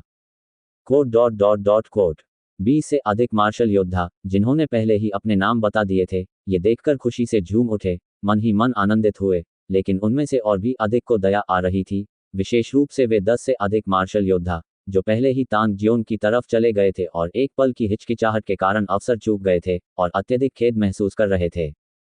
सब लोग, अब आप जा सकते हैं। चूंकि मास्टर तांग हुआन ने कहा है कि वह केवल 30 हथियार ही बनाएगा, तो वह केवल 30 हथियार ही बनाएगा। तांग जियोनग ने नजर घुमाई और चिल्लाया, भविष्य में अगर मास्टर तांग हुआन एक और हथियार बनाने की योजना बनाते हैं, तो वह स्वाभाविक रूप से सभी को पहले से सूचित करेंगे। भले ही उसने ऐसा कहा, तांग शियोंग ने अपने दिल में समझ लिया कि तांग हुआन की साधना की गति के साथ उसे शायद चरण 7 मार्शल मास्टर के रूप में पदोन्नत किया जाएगा और कुछ महीनों में वह एक उच्च रैंकिंग वाला हथियार परिशोधक बन जाएगा। उस समय तांग हुआन निश्चित रूप से केवल उच्च श्रेणी के हथियार ही बनाएगा, मध्यम श्रेणी के हथियार नहीं। वे मार्शल योद्धा जो मध्यम स्तर का हथियार बनाने के लिए तांग हुआन को ढूंढना चाहते थे, वे पहले ही उम्मीद खो चुके थे। चलो चलें, कोई उम्मीद नहीं है। अनजाने में लोहार की दुकान के सामने के आधे से अधिक आंकड़े पहले ही जा चुके थे, लेकिन अभी भी कुछ मार्शल योद्धा थे जो पीछे रहना पसंद करते थे, जैसे कि वे अभी भी देखना चाहते थे कि तांग हुआन आज किस तरह का मध्यम श्रेणी का हथियार बना सकता है। 1 दिन, 2 दिन। लोहार की दुकान के बाहर बहुत से योद्धा शोर और उत्साह के साथ आते जाते रहते थे। बहुत पहले दिन, जब तांग हुआन ने 3 हथियारों को बनाना समाप्त किया था, तो पूरा फ्यूरियस वेव्स सिटी इससे हिल गया था और लंबे समय तक उबलते वातावरण में डूबा रहा था। प्रकृति की स्वाभाविक रूप से निर्मित ज्वालाओं में से एक, 5 महान आध्यात्मिक अग्नि की निर्वाण पवित्र अग्नि, निश्चित रूप से सच्ची अग्नि द्वारा उत्पन्न ज्वाला से अधिक शक्तिशाली थी। आखिरकार आध्यात्मिक अग्नि हमेशा से किंवदंतियों में ही विद्यमान थी और किसी ने भी इसे व्यक्तिगत रूप से नहीं देखा था। प्राचीन काल से लेकर अब तक बहुत कम ही ऐसे शस्त्र परिशोधक हुए हैं जो आध्यात्मिक अग्नि के साथ सफलतापूर्वक जुड़ पाए हों। लेकिन अब फ्यूरियस वेव्स सिटी के असंख्य मार्शल योद्धाओं ने इसे सबसे अधिक महसूस किया। मार्शल योद्धाओं, जिन्होंने तांग हुआन को उन मध्यम श्रेणी के हथियारों को बनाते देखा था, ने इसे और भी अधिक महसूस किया। आध्यात्मिक अग्नि के साथ विलय के बाद मध्य स्तर का हथियार परिशोधक उन तकनीकों को प्रयोग में लाने में सक्षम हो जाएगा जिनके प्रयोग के लिए उच्च स्तर के हथियार परिशोधक की आवश्यकता होती है। ये तो मात्र एक कारण था। चाहे वह औजार बनाने की गति हो या रत्नों को गलाने की गति हो, यहाँ तक कि उच्च श्रेणी के हथियार परिशोधकों को भी मध्यम श्रेणी के हथियार परिशोधकों के साथ तुलना करना कठिन लगता था, जो आध्यात्मिक अग्नि के साथ जुड़ गए थे। इससे भी अधिक आश्चर्यजनक बात यह थी कि निर्वाण पवित्र अग्नि से निर्मित एक मध्यम श्रेणी का हथियार वास्तव में एक उच्च श्रेणी के हथियार के बराबर हो सकता था। मार्शल योद्धाओं के लिए यह सबसे महत्वपूर्ण था। यदि स्टेज 6 के मार्शल मास्टर के पास तांग हुआन द्वारा गढ़ा गया एक मध्यम स्तर का हथियार है, जब तक कि उनकी ताकत बहुत कमजोर नहीं है और वे साधारण स्टेज 7 के मार्शल मास्टर के साथ लड़ सकते हैं, तो ये कोई समस्या नहीं होगी। बेशक अगर यह शीर्ष स्तर 7 महान मार्शल मास्टर होता, तो यह एक पूरी तरह से अलग कहानी होती। कौन सा मार्शल मास्टर ऐसे मध्यम स्तर के हथियार का मालिक नहीं बनना चाहेगा? यहाँ तक कि स्टेज 7 मार्शल मास्टर के भीतर भी कई लोग इसके प्रति आकर्षित हुए। परिणामस्वरूप भले ही तांग हुआन ने कहा था कि वह केवल मध्यवर्ती स्तर के उपकरण के 30 टुकड़े ही बनाएगा, फिर भी कई मार्शल योद्धा अगले कुछ दिनों में लोहार की दुकान के बाहर इकट्ठा होने के लिए दौड़ पड़े। कुछ मार्शल योद्धा तो हर दिन सुबह सुबह ही वहां पहुंच जाते थे और उस दिन तांग हुआन द्वारा तीसरा हथियार तैयार कर लेने के बाद ही वहां से जाते थे। दुर्भाग्य से तांग हुआन ने अभी भी अपनी सतर्कता कम नहीं की और सभी मार्शल योद्धा केवल निराशा में चिल्ला सकते थे। 5वें दिन ही लोहार की दुकान के बाहर एकत्रित मार्शल योद्धाओं की संख्या धीरे धीरे कम हो गई। आसपास के क्षेत्रों में तैनात महान तांग साम्राज्य के सैनिकों को भी राहत मिल सकी। 10वें दिन दोपहर को तांग हुआन ने अंतिम मार्शल योद्धा को लंबी कुल्हाड़ियों के साथ पंजीकरण करते देखा। उसने खुशी खुशी उसे लोहारखाने से बाहर निकाल लिया, जिससे तांग हुआन ने राहत की सांस ली। वर्तमान में उसके लिए मध्यम श्रेणी का हथियार बनाने से अब उसकी कलाकृति बनाने की क्षमता में कोई खास वृद्धि नहीं होगी। हालांकि इन 30 हथियारों को बनाने से उनका नाम फैल जाएगा। हथियार शोधन प्रतियोगिता के प्रमुख फीनिक्स स्पिरिट मार्शल मीटिंग के पहले ने 108 तलवार मुहर, निर्वाण पवित्र अग्नि एकत्र की थी और उन्नत हथियार गढ़े थे। ये संभव था कि दुनिया में हर कोई इसके बारे में जानता था, लेकिन उसने जो हथियार बनाए, अन्य हथियार परिशोधक के कार्यों की तुलना में कोई नहीं जानता था कि उनमें क्या विशिष्ट लाभ थे। लेकिन आज के बाद से यह अब कोई समस्या नहीं थी। वह जानता था कि उसके द्वारा गढ़े गए मध्यम श्रेणी के हथियारों में उच्च श्रेणी के हथियार के गुण होंगे। भविष्य में जब वह उच्च श्रेणी के हथियार परिशोधक या यहां तक कि हथियार परिशोधन मास्टर के रूप में आगे बढ़ेगा, तो निश्चित रूप से कई शक्तिशाली मार्शल योद्धा कीमती सामग्रियों के साथ उसकी तलाश में आएंगे। यदि कोई व्यक्ति हथियार शोधन महागुरु बन जाता है, तो शेष बची दिव्य हथियार सूची भी अपने आप प्रकट हो सकती है। तांग हुआन, क्या ये सोने के सिक्के कमाना बहुत आसान नहीं है? तुमने 10 दिनों में 3 मिलियन स्वर्ण सिक्के कमाए। उसके बगल में लकड़ी की मेज पर छोटी लड़की पालथी मारकर बैठी थी और अपने हाथों में रखे सोने के नोटों के ढेर को गिन रही थी। उसकी आंखें अर्धचंद्र के समान संकीर्ण थीं। ये 3 मिलियन से अधिक है। तांग हुआन ने झट से कहा, अगर जियो बुदियन अपना पेट बड़ा करके इसे खा ले, तो ये 3 मिलियन सोने के सिक्के एक भोजन के लिए भी पर्याप्त नहीं है। इन सोने के सिक्कों में से तांग हुआन वास्तव में रत्न खरीदने के लिए उनका उपयोग करने की योजना बना रहा था, लेकिन उसके पास बहुत अधिक फीनिक्स स्टोन्स नहीं बचे थे। छोटा बदमाश, तो बस एक चावल की बाल्टी है, इतना खा। छोटी लड़की ने मुंह बनाते हुए कड़वाहट से कहा। यिया, जियो बुदियन जो पिछले दरवाजे के कोने में बैठा था, गुस्से से फेंग मिंग पर अपने छोटे पंजे लहराए, फिर भाग गया। लेकिन लगभग 10 मीटर तक भागने के बाद जियाओ बुदियन ने यिया की आवाज निकाली और तेजी से वापस भागकर एक बार फिर छिप गया। हा, भाई तांग हुआन, मैं आ रहा हूं। कुछ ही देर बाद एक कर्कश और स्पष्ट हंसी की आवाज सुनाई दी और तांग जियोंग बड़े कदमों से अंदर आया। उसके पीछे 20 से अधिक बख्तरबंद आदमी 10 से अधिक विशाल संदूक लेकर आए। भाई तांग हुआन, ये सभी सामग्रियां हैं जिन्हें हम भाइयों ने स्वयं तैयार किया है। ठीक है, मैं कल से फोर्जिंग शुरू करूंगा। तांग हुआन ने सिर हिलाया और मुस्कुराया। उसके शब्द सुनकर बख्तरबंद सैनिक, जिन्होंने अभी अभी लकड़ी के बक्से रखे थे, खुशी से चमक उठे। तांग शियों की मुस्कान और चौड़ी हो गई। भाई तांग हुआन, आपने जो काम मुझसे करने को कहा था, वह मैंने लगभग पूरा कर लिया है। जिन भाइयों को मैंने भेजा था, उन्होंने पहले ही भूल भुलैया क्षेत्र में कई शक्तिशाली जंगली जानवरों को पकड़ लिया है। लगभग 10 दिनों में वे संभवतः उन जंगली जानवरों को फ्यूरियस वेव्स सिटी में वापस भेजने में सक्षम हो जाएंगे। कोट, ये बहुत बढ़िया है जनरल तांग, और उनके अधीनस्थ भाइयों को धन्यवाद। तांग हुआन बहुत खुश हुआ। ये ठीक है, ये ठीक है। वे लोग 2 लोगों के मैदान में हत्या करने के आदी हैं, इसलिए वे उन्हें आराम करने देने के आदी नहीं हो सकते। तांग जियोंग ने अपना हाथ हिलाया और बेपरवाही से मुस्कुराया। तभी उसके होंठ हल्के से हिले, मानो वह कुछ पूछना चाहता हो। चाहे कुछ भी हो, उन भाइयों के लौटने के बाद मुझे उनका उचित ढंग से धन्यवाद करना चाहिए। तांग हुआन ने उनके भावों को न देखने का नाटक किया, मुस्कुराया और कहा, जनरल तांग, मुझे बाद में बाहर जाकर कुछ चीजें खरीदनी होंगी। मुझे आपको इस दुकान की देखभाल करने के लिए परेशान करना होगा। बेशक वह अनुमान लगा सकता था कि तांग जियोंग उससे जंगली जानवरों के उपयोग के बारे में पूछना चाहता था, लेकिन फिलहाल उसने इसे प्रकट करने का इरादा नहीं किया। स्पिरिट एडहेसन नामक हथियार को पहले कभी न तो देखा गया था और न ही सुना गया था।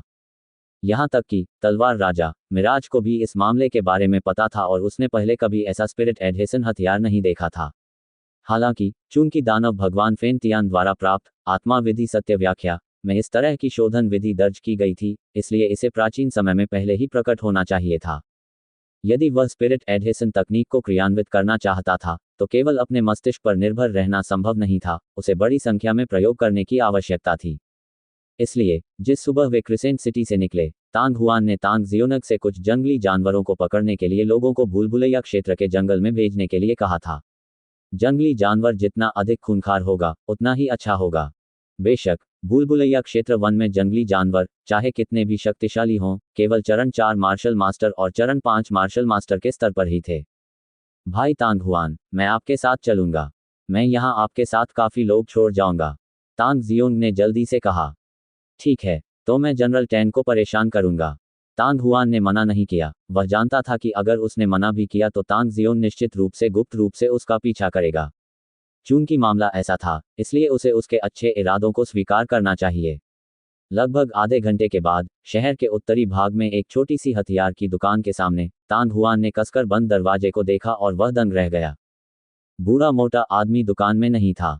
उस दिन जब वे क्रिसेंट सिटी से फ्यूरियस वेव्स सिटी लौट रहे थे, तांग हुआन विशेष रूप से हथियार भंडार के प्रवेश द्वार से गुजरा था। वह बूढ़े मोटे को देखना चाहता था। अंत में उस रात हथियार की दुकान का मुख्य द्वार बंद था, इसलिए तांग हुआन ने इस पर ज्यादा ध्यान नहीं दिया। जब बूढ़ा मोटा आदमी किसी काम से बाहर जाता तो उसका 2-3 दिन तक घर पर न रहना सामान्य बात थी।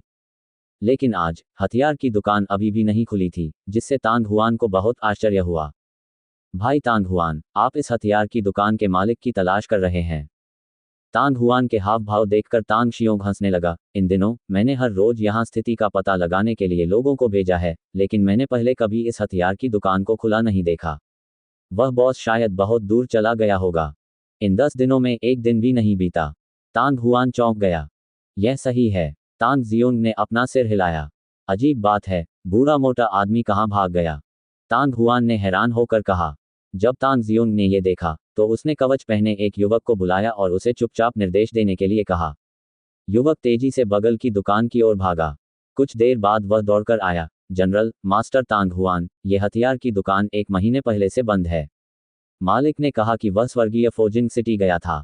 स्वर्गीय फोजिंग शहर? क्या तुम्हें पता है वह कब लौटेगा?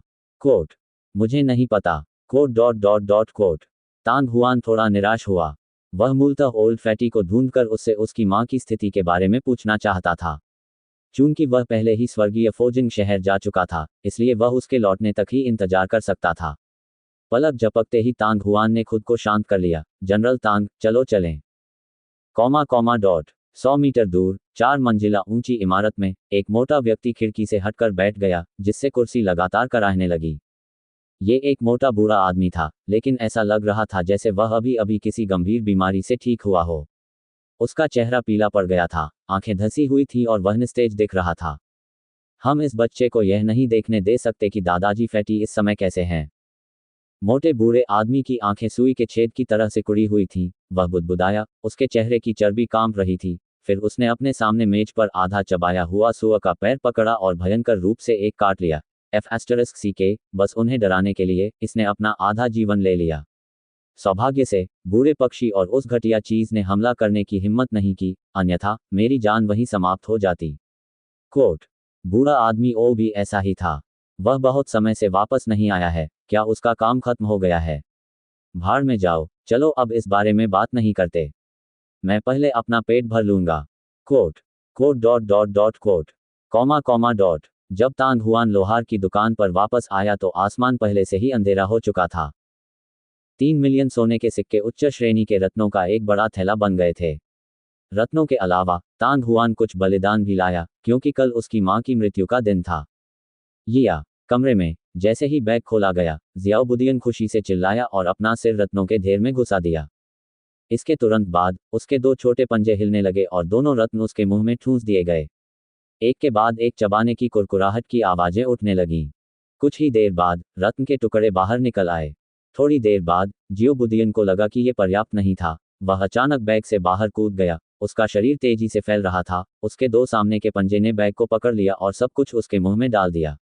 अगले ही पल जियाओबुदियन के मुंह से और भी तेज चबाने की आवाजें निकलने लगीं। जियाओबुदियन को भोजन खाते देख तांग हुआन और छोटी लड़की जो पास ही में खड़ी थी, अचंभित रह गईं। पफट, 1 दर्जन से भी कम सांसों में जियोबुदियन ने अपना मुंह खोला और बड़ी मात्रा में कीमती पत्थरों के टुकड़े कपड़े के थैले में गिर गए, जिसका उपयोग पहले कीमती पत्थरों को संग्रहित करने के लिए किया गया था। जियोबुदियन का शरीर अचानक सिकुड़ गया और एक पल में वह वापस पहले जैसा हो गया। जब वह थैला नीचे रखकर बैठा तो उसके 2 छोटे छोटे पंजे उसके उभरे हुए पेट को सहला रहे थे। वह अपने चेहरे पर संतुष्टि और संतोष का भाव लिए डकार लेने से खुद को नहीं रोक सका। जियोबुदियन, दर्जनों उच्च स्तरीय रत्न, आप उन्हें ऐसे ही खा रहे हैं? तांग हुआन को होश आया। उसने शियाओबुदियन की ओर देखा जिसके चेहरे पर ऐसे भाव थे, और वह ये तय नहीं कर पा रहा था कि उसे हंसना चाहिए या रोना चाहिए। वह ये भी जानता था कि दर्जनों रत्न कुछ दिनों से अधिक नहीं टिकेंगे, भले ही वह उन्हें संयम से खाए। लेकिन अब उसे एहसास हुआ कि उसने इस छोटे से लड़के को कम आंका था। इतने सारे रत्नों के साथ उसने उन सभी को एक ही बार में खा लिया था।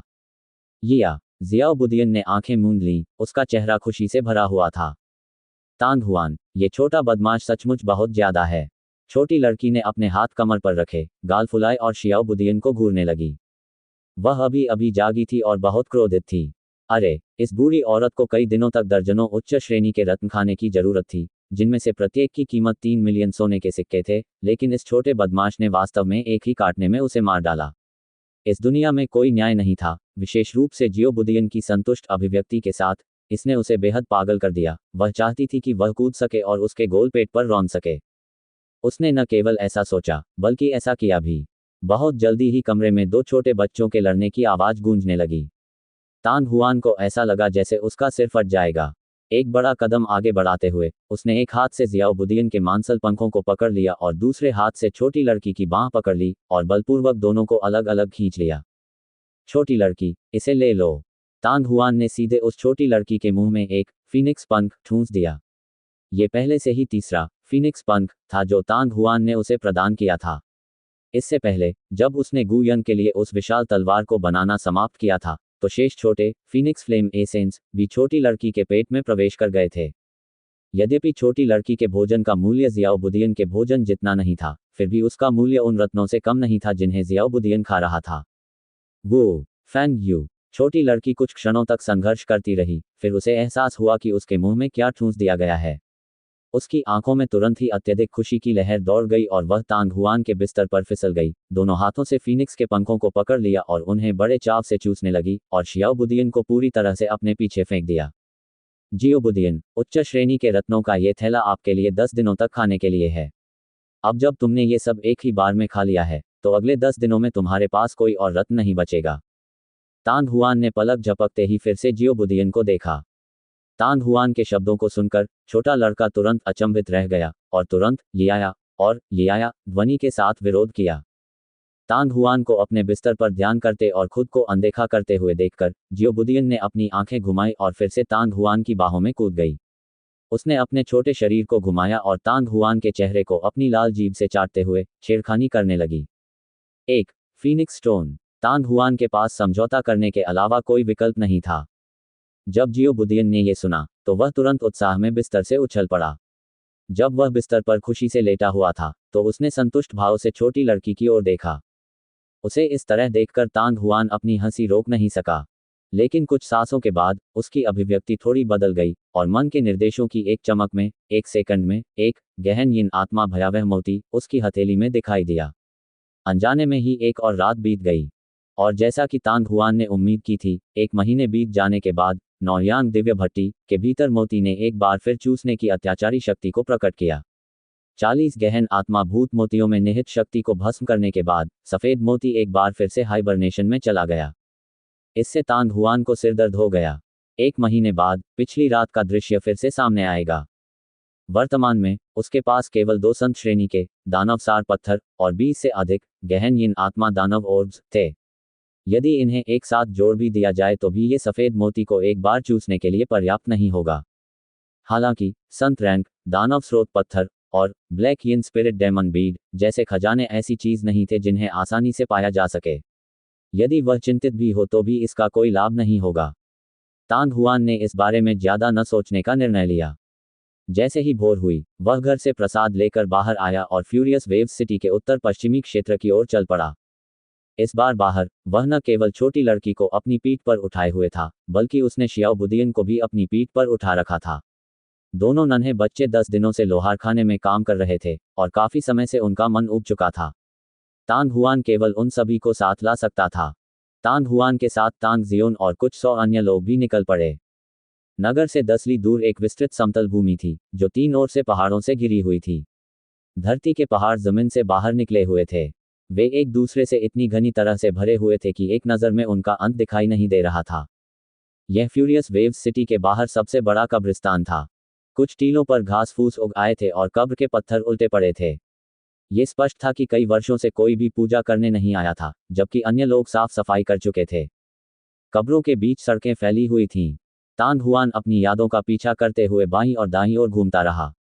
लगभग आधे चौथाई घंटे के बाद तांग हुआन, जो एक कब्र के सामने चल रहा था, दंग रह गया।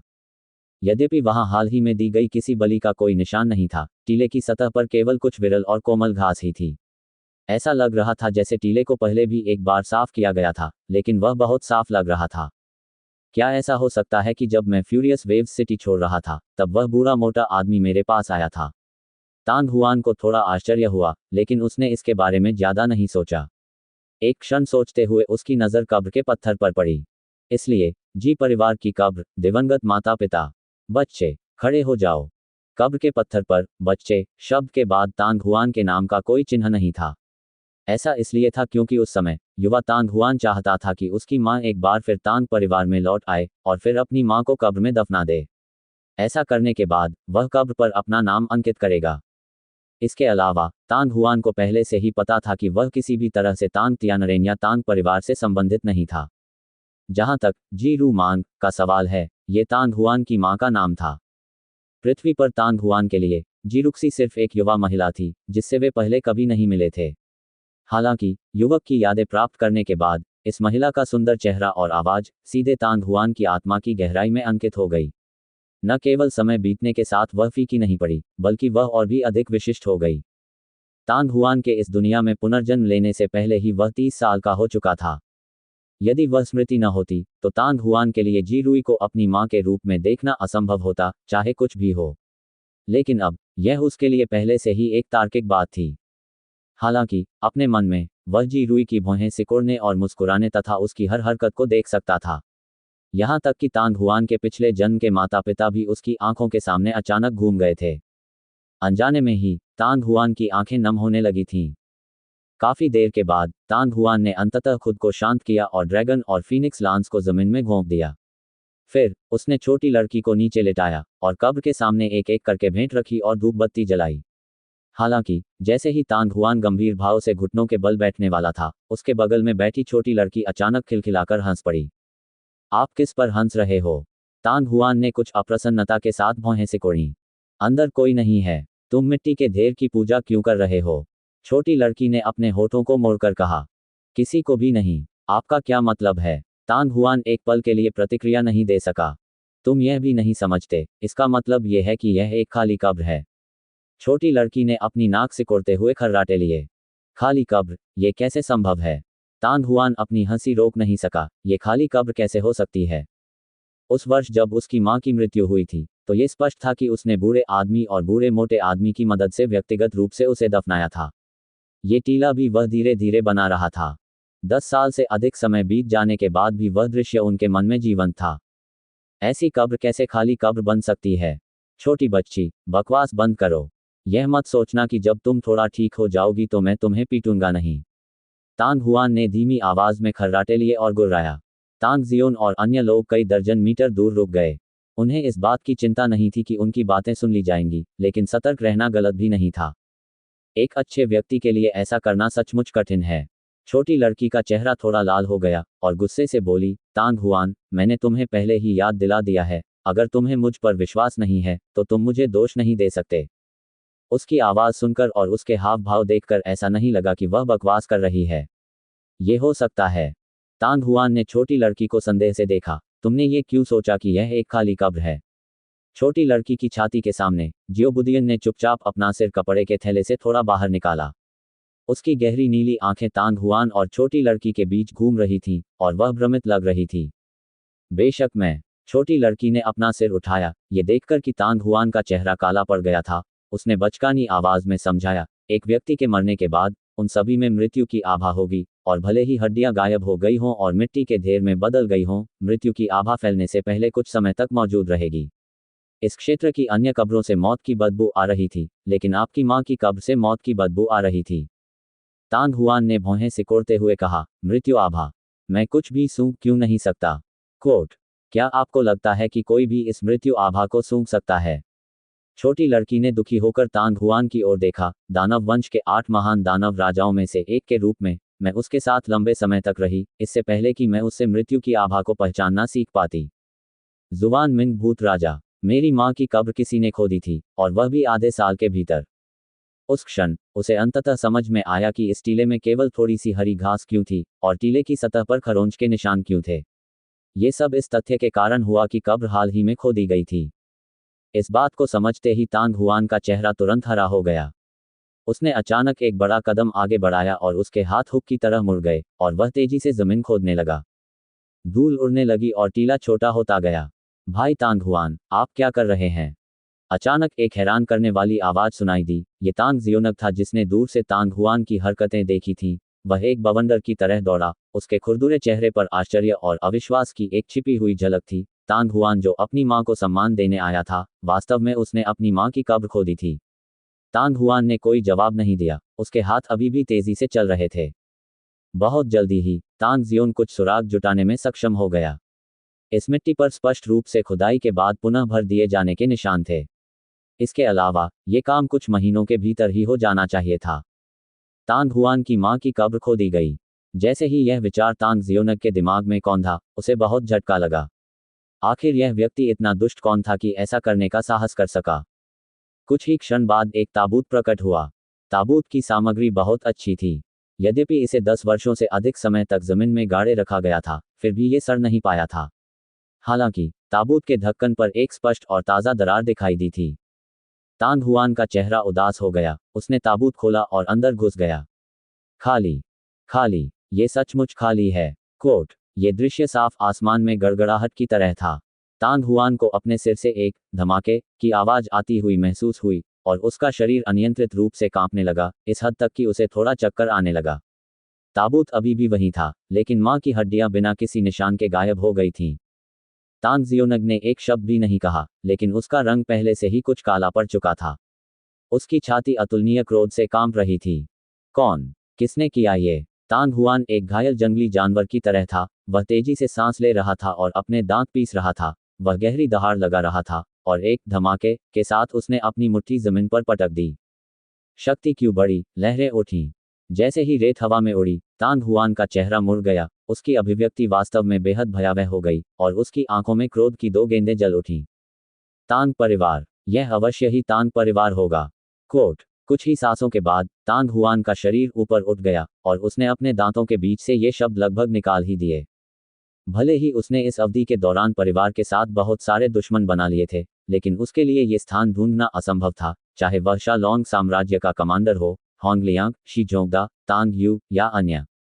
खुदाई के बाद मिले निशानों से लगता है कि ये कम से कम 3 से 4 महीने पहले की बात होगी, या शायद इससे भी अधिक समय पहले की। जब तांग चेन, शिकियान और अन्य लोगों की हत्या हुई, तब 2 महीने पहले की बात है। इसका मतलब ये था कि जब उन्हें मारा गया तो कब्र को पहले से ही निष्क्रिय स्थिति में रखा गया था। 4 महीने पहले होंग बंधुओं की हत्या कर दी गई थी। हालांकि होंगलियांग को इसके साथ नीचे खींचना भी बहुत कठिन था। आखिरकार सूचना प्रसारित होने में बहुत समय लगेगा, और कब्र के पत्थर की जांच में तो और भी अधिक समय लगेगा। सबसे महत्वपूर्ण बात यह है कि तांग हुआन ने कब्र पर कोई नाम नहीं छोड़ा था, और फ्यूरियस वेव्स सिटी में बहुत कम लोग तांग हुआन की मां का नाम जानते थे।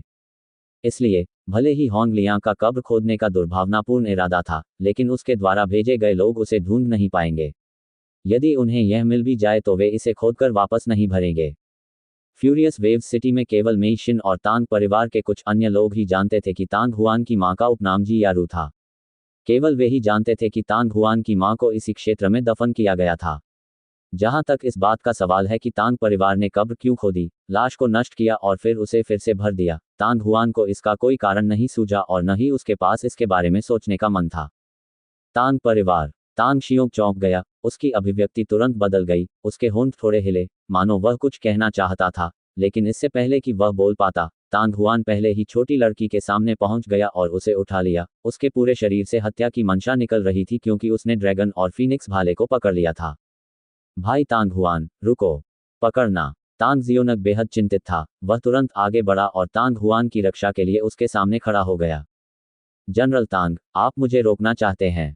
तांग हुआन का चेहरा काला पड़ गया जब उसने ठंडे स्वर में कहा। तांग शियोंग ने जोर से हंसते हुए अपना सिर हिलाया। भाई तांग हुआन, क्या आप जानते हैं कि तांग परिवार का वह बूढ़ा आदमी पहले से ही 8वें चरण के मार्शल लॉर्ड का शिखर है? बेशक मुझे पता। तांग हुआन ने ये सुना तो उसके चेहरे पर थोड़ी राहत महसूस हुई, लेकिन तुरंत ही उसके दिल में गुस्सा उबल पड़ा। लेकिन तो क्या हुआ? माँ की कब्र खोद दी गई, लाश और हड्डियां नष्ट कर दी गईं। तांग परिवार और मैं समझौता करने लायक नहीं है। भले ही मुझे अपनी जान जोखिम में डालनी पड़े, मैं तांग परिवार को इसकी कीमत चुकाने पर मजबूर कर दूंगा। कोट: भाई तांग हुआन, लापरवाह मत बनो, अगर तुम इस तरह से आगे बढ़ोगे तो तुम मर जाओगे। तांग जियोंग ने गंभीरता से कहा। जनरल तांग, आपके दयालु इरादों के लिए धन्यवाद। हालांकि मैंने पहले ही अपना मन बना लिया है। जनरल तांग को इस बारे में मुझे मनाने की जरूरत नहीं है। तांग हुआन का स्वर बर्फ की तरह ठंडा था। भाई तांग हुआन, आप। ये देखकर कि तांग हुआन ने अपना मन बदलने का कोई संकेत नहीं दिखाया, तांग जियोंग चिंतित हो गया। जैसे ही वह तांग हुआन को मनाने वाला था, उसने देखा कि उसकी आंखों के सामने से कुछ अजीब तरह से गुजरा, और एक जंगली घोड़े की तरह जो अपने बंधनों से बच गया हो, तांग हुआन तेजी से कब्रिस्तान से बाहर भाग गया। भाई तांग हुआन, भाई तांग हुआन। कोट: तांग जियोंग का दिल चिंता से जल उठा और वह दहाड़ उठा, उसे रोको, उसे रोको। लगभग उसी समय तांग जियोंग ने भी अपनी गति को सीमा तक बढ़ा दिया और वह पागलों की तरह पीछा करने लगा। इतने दिनों तक फ्यूरियस वेव्स सिटी में रहने के बाद वह तांग हुआन और तांग परिवार के बीच की दुश्मनी के बारे में पहले से ही स्पष्ट था। दोनों पक्ष आग और पानी की तरह थे। जब तक उसके पास मौका था, तांग परिवार निश्चित रूप से तांग हुआन पर दया नहीं दिखाएगा, क्योंकि तांग परिवार के लिए नाजायज बच्चा तांग हुआन निश्चित रूप से एक बहुत बड़ी आपदा थी। इन कुलीन परिवारों के लिए सब कुछ उनके हितों पर आधारित था। जब तक ये कबीले के लिए लाभदायक था, चाहे मामला कितना भी कपटी और निर्दयी क्यों न हो, वे फिर भी इसे पूरा कर सकते थे। बेशक, अगर तांग हुआन ईमानदारी से कबीले में लौटने के लिए तैयार था, तो तांग परिवार भी निश्चित रूप से शिकायतों को नजरअंदाज कर देगा और तांग हुआन को अपने पूर्वज के रूप में पूजेगा। तांग जियोंग देख सकता था कि तांग हुआन को अपने कबीले में लौटने में कोई दिलचस्पी नहीं थी। इन परिस्थितियों में यदि तांग हुआन सीधे तांग परिवार पर हमला करता, तो तांग परिवार का बूढ़ा आदमी शायद इससे अधिक कुछ नहीं चाहेगा। वह बिना कुछ कहे तांग हुआन को मौके पर ही मार सकता है। उस समय तक तो दिव्य शस्त्र मंडप के पास भी कहने को कुछ नहीं होगा। आखिरकार तांग हुआन ने केवल अनुमान लगाया था कि उसकी मां की कब्र और उसकी हड्डियों के विनाश के पीछे का मास्टरमाइंड कौन है। ये साबित करने के लिए कोई स्पष्ट सबूत नहीं था कि यह तांग परिवार का काम था। यदि वह बिना किसी सबूत के ऐसा करता, तो तांग हुआन की मौत भी व्यर्थ होती। इस दुनिया में शायद कोई भी ऐसा नहीं था जो तांग हुआन का बदला ले सके। आपको ये जानना चाहिए कि फ्यूरियस वेव्स सिटी की उत्पत्ति सरल नहीं थी। ये वास्तव में गॉड डाउन सिटी में तांग राजवंश की एक शाखा थी। जब शाही परिवार के साथ संबंधों की बात आई तो फ्यूरियस वेव्स सिटी उनसे कहीं अधिक करीब थी, जो शाही परिवार की एक दूर की शाखा भी थी। तांग परिवार का एक बूढ़ा व्यक्ति एक बार तांग राजवंश के संस्थापक सम्राट तांग मोयांग के साथ उत्तर में युद्ध करने गया था। तांग हुआन का सिर गुस्से से घूम रहा था। वह तांग हुआन को उसकी मर्जी पर चलने नहीं दे सकता था। यह उल्लेख करना आवश्यक नहीं है कि तांग हुआन उपकरण विधि में एक प्रतिभाशाली व्यक्ति था और मार्शल तरीके में एक प्रतिभाशाली व्यक्ति था जो 1000 वर्षों में शायद ही कभी देखा गया था। वह मानव कबीले के लिए अपने पूर्व गौरव को पुनः प्राप्त करने की आशा भी था। एक बार वह गिर गया तो मानव कुल को अपूरणीय क्षति होगी।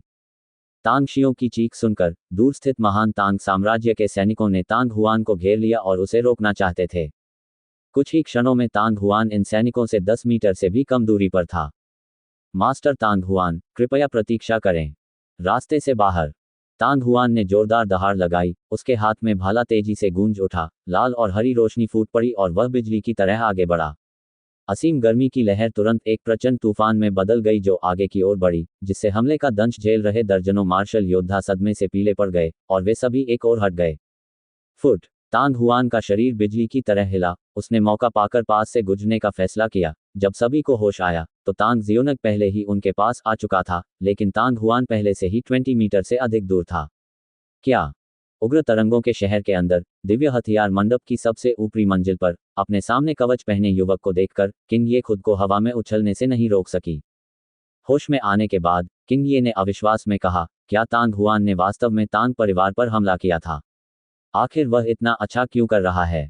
इसके अलावा हम और क्या कर सकते हैं? तांग परिवार ने मास्टर तांग हुआन की मां की कब्र खोद दी, यहां तक कि उनकी लाश और हड्डियां भी नष्ट कर दी गईं।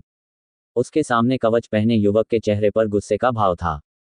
तांग परिवार ने वास्तव में ऐसा दुष्ट काम करने का साहस किया। किंग ये ने अचानक हौंकते हुए कहा, क्या तुम्हें यकीन है कि ये तांग परिवार ने ही किया है?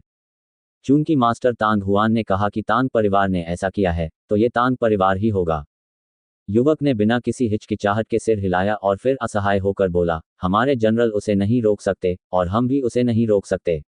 इसलिए जब मैं दिव्य हथियार मंडप में रिपोर्ट करने आया तो मास्टर तांग हुआन हमसे ज्यादा तेज थे, इसलिए हो सकता है कि अब तक वे तांग परिवार के पास पहुंच चुके हों। ऐसा कहा जाता है कि 8वें चरण के शिखर पर एक मार्शल भगवान है। यदि वे लड़े तो बहुत संभावना है कि मास्टर तांग हुआन अपनी जान गंवा देंगे। यह आदमी बहुत लापरवाह है।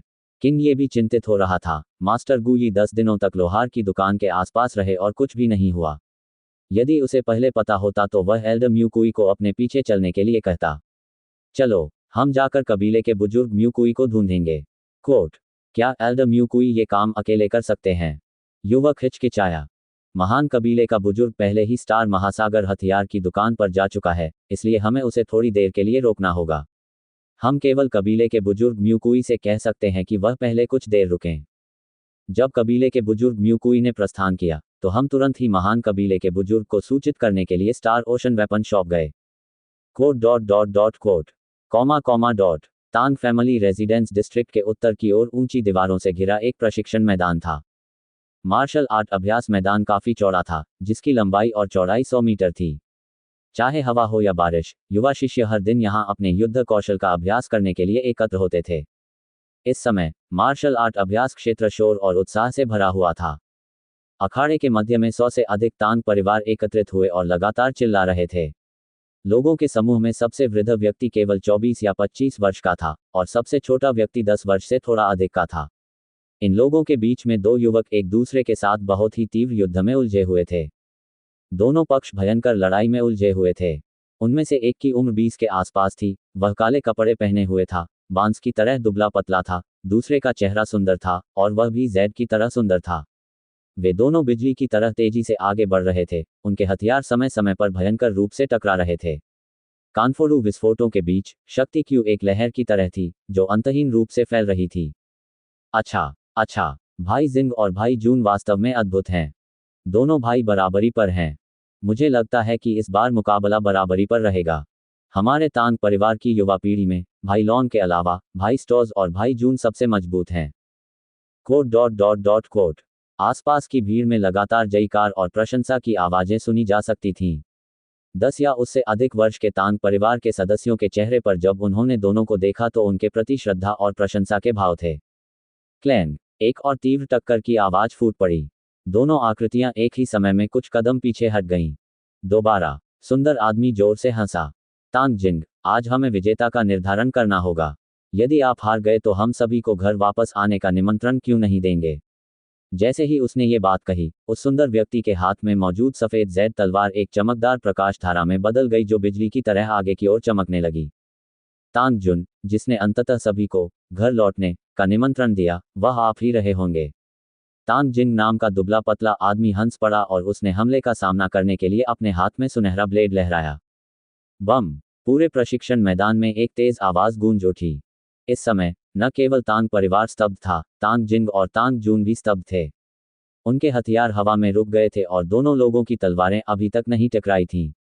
अगले ही क्षण सभी को कुछ समझ में आ गया और उन्होंने पलक झपकते ही दूसरी ओर देखा। दर्जनों मीटर दूर मार्शल आर्ट प्रैक्टिस ग्राउंड के प्रवेश द्वार पर, जो दरवाजा पहले कसकर बंद था, अचानक गिर गया। एक आकृति अत्यंत तीव्र गति से दौड़ती हुई आई। वह काले कपड़े पहने एक आदमी था जो 20 साल का भी नहीं लग रहा था।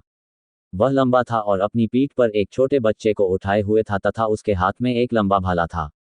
इस समय काले वस्त्र पहने वह व्यक्ति अत्यंत क्रोधित लग रहा था तथा उसके अंदर से एक भयावह आभा निकल रही थी। ये दृश्य देखकर भीड़ तुरंत हंगामा करने लगी। तुरंत ही कई तांग परिवार उस व्यक्ति से भी अधिक क्रोधित हो गए जो आया था। इन सभी वर्षों में कभी भी ऐसा कोई व्यक्ति नहीं आया जिसने खुले तौर पर तांग परिवार को अपमानित करने का साहस किया हो। लेकिन अब वास्तव में कोई ऐसा व्यक्ति था जो मार्शल आर्ट प्रैक्टिस ग्राउंड का दरवाजा तोड़कर अंदर घुस आया। यह निश्चित रूप से पूरे तांग परिवार के प्रति उकसावे की बात थी। तांग परिवार इसे कैसे बर्दाश्त कर सकता था? ये दुष्ट कहां से आ गया जो तांग परिवार में अत्याचारपूर्ण व्यवहार करने की हिम्मत कर रहा है? आप वास्तव में हमारे तांग परिवार के मार्शल आर्ट अभ्यास क्षेत्र में आए थे। आप इससे थक गए होंगे। तुम लापरवाह मूर्ख हो, उसे मार डालो। Quote dot dot dot quote Tang परिवार के कई लोग क्रोधित हो गए और चिल्लाने लगे। उनमें से कुछ ने तो अपने हथियार भी निकाल लिए थे, और वास्तविक क्यूई के प्रभाव में सभी प्रकार के रंगों की, चाहे वह प्रबल हो या दुर्बल, उज्ज्वल प्रकाश की धाराएं फूट पड़ीं। तांग जून और तांग जिंग ने लड़ाई बंद कर दी और तेजी से आगे बढ़ गए। एक क्षण में वे सबके सामने आ गए, उनकी आंखें ठंडी थीं, उनकी हत्या की मंशा उनकी आंखों में झलक रही थी, उनके हाथों में हथियार चमक रहे थे। अपने दिल में उन्होंने पहले ही काले कपड़े पहने उस आदमी को, जिसके सामने बच्चा बैठा था, मौत की सजा सुना दी थी। ऐसी कौन सी जगह है जहां पर हमला करना कठिन होगा, और फिर भी उन्हें इस जगह पर हमला करना पड़ा। अगर यह मौत को आमंत्रित करना नहीं था, तो फिर क्या था? तांग हुआन, वह तांग हुआन है। लेकिन उसी समय अचानक भीड़ में से चीखने की आवाज आई। जो व्यक्ति बोल रहा था वह एक लंबा और मजबूत युवक था, जिसका चेहरा भयंकर और भावक्रूर था। हालांकि वर्तमान में उसमें जरा भी शैतानी भाव नहीं था। यह हट्टा कट्टा किशोर वास्तव में तांग तियानशी का सबसे छोटा बेटा तांग होंग था। यह सही है, वह तांग हुआन है। ऐसा प्रतीत हुआ कि जैसे ही तांग होंग की आवाज बंद हुई, युद्ध क्षेत्र में एक और आवाज गूंज उठी। इस बार बोलने वाला भी एक काले वस्त्र पहने युवक था, जो 16-17 वर्ष का था, मध्यम कद का, काफी दुबला पतला, नाजुक और सुंदर दिख रहा था। क्या? तांग हुआन? कोट। Tang Hwan? कौन सा तांग हुआन? कोट। कौन सा तांग हुआन हो सकता है? तांग हुआन जो निर्वाण पवित्र अग्नि के साथ विलीन हो गया था। Quote. Quote dot dot dot quote. Tang Hong और तांग जियांग की आवाज एक गड़गड़ाहट की तरह थी जो हर किसी के कानों के पास गूंज रही थी। आश्चर्य के एक छोटे से क्षण के बाद लगभग सभी तांग परिवार के लोग लकड़ी के मुर्गियों की तरह घूरने लगे और अचंभित हो गए।